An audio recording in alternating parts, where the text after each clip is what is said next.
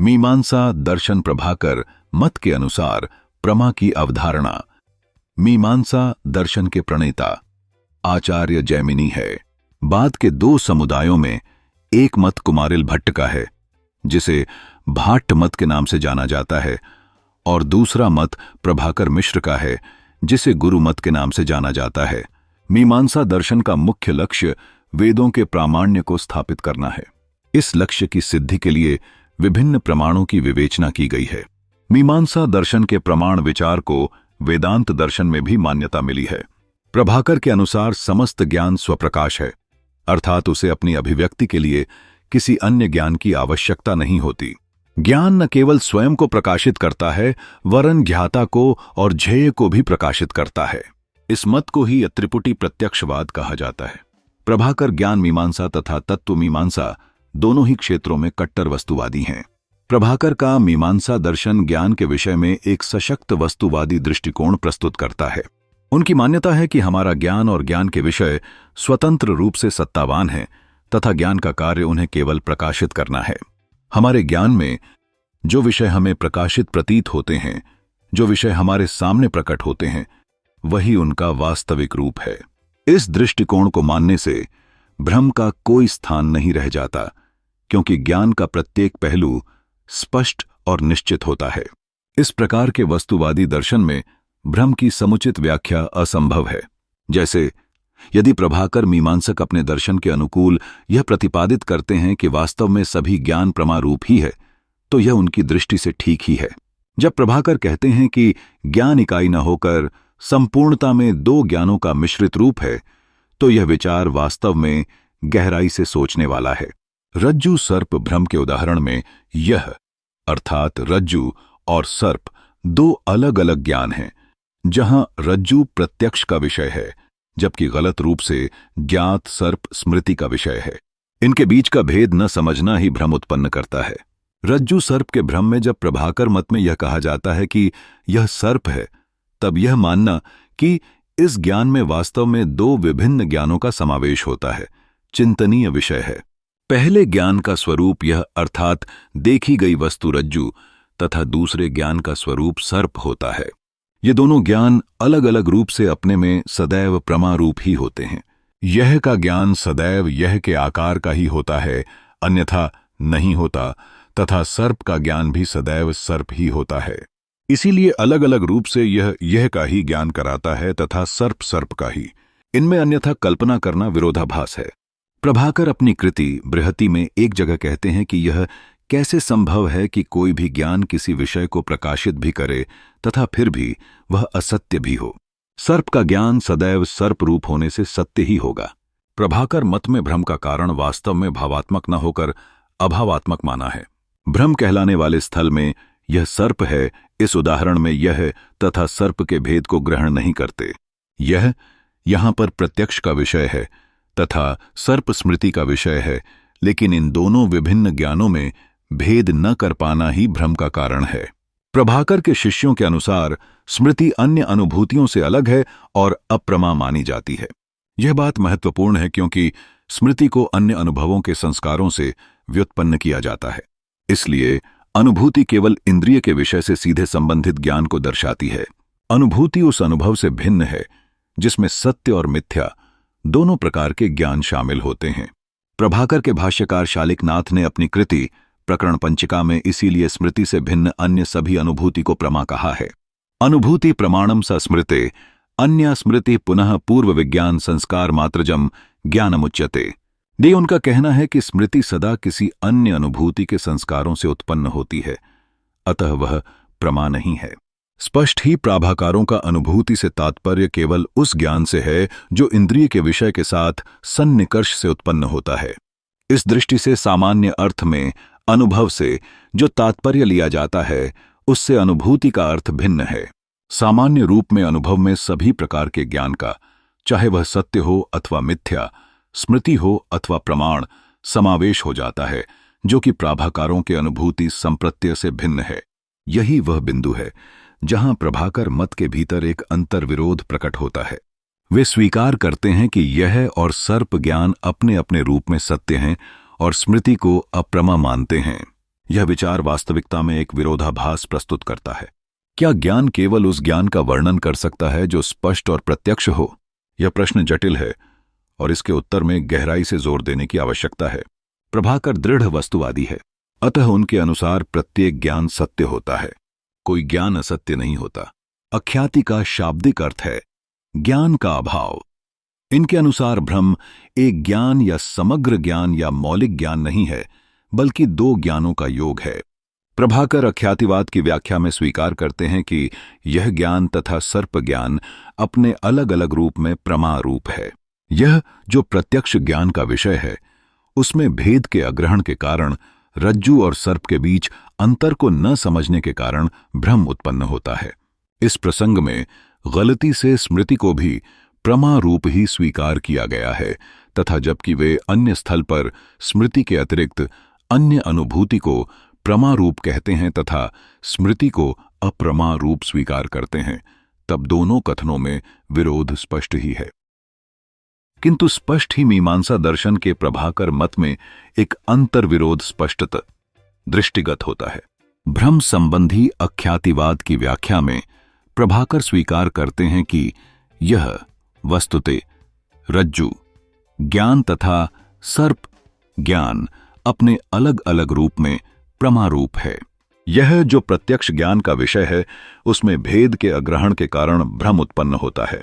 इस प्रसंग में प्रभाकर मत में स्मृति को भी प्रमारूप ही स्वीकार किया गया है, तथा जबकि वे अन्य स्थल पर स्मृति के अतिरिक्त अन्य अनुभूति को प्रमारूप कहते हैं तथा स्मृति को अप्रमारूप स्वीकार करते हैं, तब इन दोनों कथनों में विरोध स्पष्ट ही है।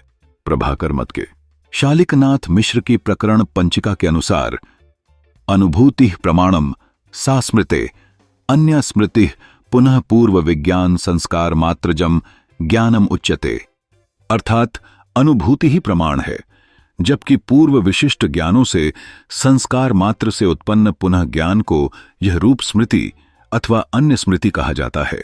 यहां पर एक प्रश्न उठ सकता है, जब हम किसी वस्तु को कुछ समय तक निरंतर देख रहे होते हैं, तब उस वस्तु के धारावाहिक ज्ञान में प्रथम क्षण के ज्ञान के पश्चात अन्य क्षणों के ज्ञान को इस दृष्टि से प्रमा के अंतर्गत मानेंगे अथवा अप्रमा में। यह कहा जा सकता है कि वास्तव में उसकी अनुभूति तो प्रथम क्षण में ही हुई थी, बाद के क्षणों के ज्ञान में कोई नवीन ज्ञान हमें नहीं हुआ, अतः उसे स्मृति रूप मानकर अप्रमा रूप ही मानना होगा। किंतु इस प्रकार तो हमारा अधिकांश ज्ञान अप्रमा की कोटि में आ जाएगा, तथा इस प्रकार की मान्यता न्याय संगत नहीं प्रतीत होती। प्रायः जब तक हम किसी विषय का ज्ञान करते रहते हैं तो उसे प्रमा रूप ही मानते हैं। इसके उत्तर में शालिकनाथ का प्रकरण पंचिका ग्रंथ में कहना है कि वास्तव में धारावाहिक ज्ञान अप्रमा रूप न होकर प्रमा रूप ही है। धारावाहिक ज्ञान में भी विषय का इंद्रियों से निरंतर संपर्क होता रहता है, अतः यह प्रमा रूप ही है, स्मृति रूप नहीं। इसी प्रकार प्रत्यभिज्ञा भी प्रमा रूप है, क्योंकि यह पूर्ण रूपेण स्मृति पर आधारित नहीं होती। साक्षात विषय के प्रत्यक्ष से ही प्रत्यभिज्ञा उत्पन्न होती है, केवल प्राचीन अनुभूति के संस्कारों से नहीं। कुमारिल भट्ट मीमांसक प्राभाकारों की प्रमा की उपर्युक्त परिभाषा को दूषित मानते हैं, अतः उसे स्वीकार नहीं करते। पार्थसारथी ने शास्त्र दीपिका ग्रंथ में प्रमा को अनुभूति रूप में परिभाषित करने की कटु आलोचना की है। उनका कहना है कि व्याप्ति हेतु और साध्य के बीच नियत अनौपाधिक संबंध है और अनुमान प्रमाण का साधक तत्व है, जबकि प्रमा की इस परिभाषा को स्वीकार कर लेने पर अनुमान, जो कि व्याप्ति जन्य है तथा व्याप्ति प्राचीन अनुभूति के संस्कारों के अतिरिक्त कुछ नहीं है, अप्रमा रूप हो जाएगा। जबकि वे स्वयं अनुमान को प्रमा रूप मानते हैं, अप्रमा रूप नहीं। इसी प्रकार सविकल्पक प्रत्यक्ष भी निर्विकल्पक प्रत्यक्ष रूप प्राचीन अनुभूति से उत्पन्न होने के कारण अप्रमा होना चाहिए, किंतु वे स्वयं सविकल्पक प्रत्यक्ष को प्रमा मानते हैं। निस्संदेह पार्थसारथी की यह आलोचना तर्कयुक्त नहीं है। प्रभाकर यह स्वीकार नहीं करते कि स्मृति की उपस्थिति मात्र से ही ज्ञान अप्रमा रूप बन जाता है। उनका आशय यह है कि किसी भी ज्ञान को प्रमा रूप होने के लिए विषय का सन्निकर्ष अवश्य ही होना चाहिए। यदि सन्निकर्ष के साथ स्मृति भी है तो वह ज्ञान प्रमा रूप ही माना जाता है, न कि अप्रमा रूप। प्रभाकर मीमांसक प्रत्यभिज्ञा को प्रमा रूप इसीलिए मानते हैं कि उसमें इंद्रियों का विषय के साथ सन्निकर्ष भी होता है। यद्यपि उस ज्ञान में स्मृति का भी पर्याप्त योगदान रहता है। अनुमान तथा सविकल्पक प्रत्यक्ष में स्मृति का योगदान अवश्य रहता है, किंतु इन अवस्थाओं में विषय का प्रत्यभिज्ञा की भांति इंद्रिय सन्निकर्ष भी होता है। अतः ये उनकी परिभाषा के अनुसार प्रमा के अंतर्गत ही पाएंगे, अप्रमा के अंतर्गत नहीं। यह संभव है कि किसी दशा में अनुमान स्थल में पक्ष भी इंद्रियों के सम्मुख नहीं होता। स्मृति द्वारा प्रस्तुत पक्ष के संबंध में जब व्याप्ति के आधार पर कोई अनुमान लगाया जाता है, तब अवश्य ही प्रभाकर मत द्वारा प्रस्तुत परिभाषा में कठिनाई होती है। किंतु वास्तव में जब प्रभाकर मत प्रमा को स्मृति से भिन्न अनुभूति रूप में परिभाषित करते हैं, तो उनका मुख्य आशय नवीनता अथवा अनधिगतता को प्रमा का आवश्यक तत्व मानने से है। स्मृति में पूर्व ज्ञान की ही पुनरावृत्ति होती है और इसीलिए इसे एक प्रकार का अनुभव होते हुए भी प्रमा रूप स्वीकार नहीं किया है। इसके अतिरिक्त प्रत्येक अनुभूति जिसमें नवीनता होती है तथा फलस्वरूप कुछ न कुछ ज्ञान की वृद्धि होती है, प्रमा रूप स्वीकार कर ली गई है। यदि हम इस तथ्य को ध्यान में रखें तो प्रभाकर मत में पार्थसारथी द्वारा प्रस्तुत कठिनाई का स्वतः ही समाधान हो जाता है। ज्ञान मीमांसा की दृष्टि से यदि प्राभाकारों का मत स्वीकार भी कर लिया जाए, तब भी इससे समस्या का पूर्ण समाधान नहीं हो पाता। प्रमा की समस्या ज्ञान मीमांसीय होने के साथ साथ व्यावहारिक भी है। यदि ज्ञान मीमांसा की दृष्टि से यह मान भी लिया जाए कि सभी ज्ञान वास्तव में प्रमा रूप ही होते हैं, तब भी व्यावहारिक दृष्टि से प्रमा का अप्रमा से भेद अधिक महत्वपूर्ण प्रतीत होता है।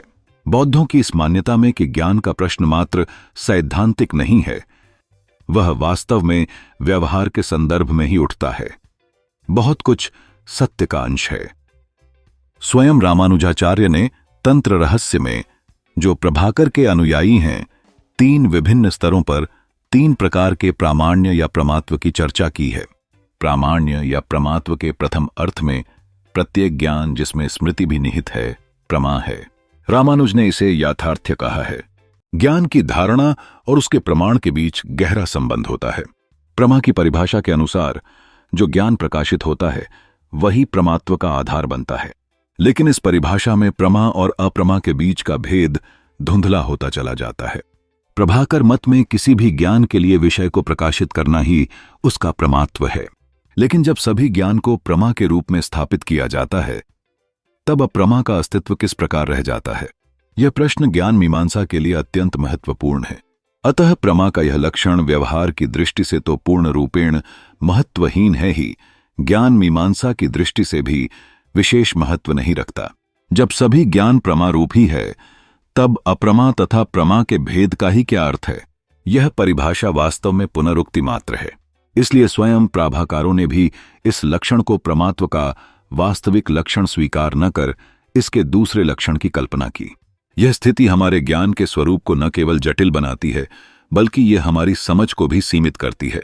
प्रमात्व के महत्वपूर्ण लक्षण के अभाव में यह समझना आवश्यक है कि प्राभाकारों ने इस स्थिति को देखते हुए ज्ञान के नए लक्षणों की खोज की।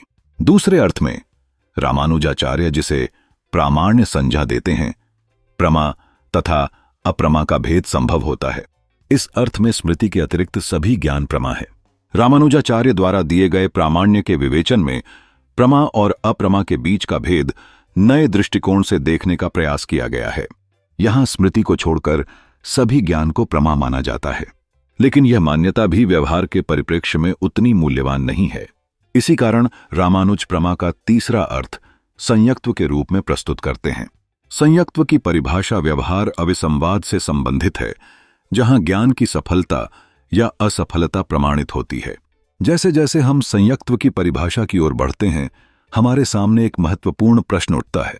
जब कोई भी ज्ञान व्यवहार में सफलता का कारण बनता है, तब वह प्रमा माना जाता है।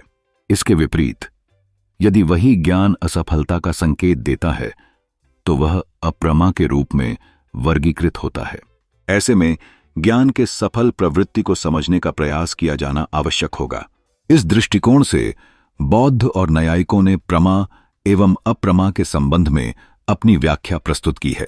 इस चर्चा में हमें ज्ञान के इस जटिल सिद्धांत की गहराइयों में जाकर विचार करना आवश्यक है।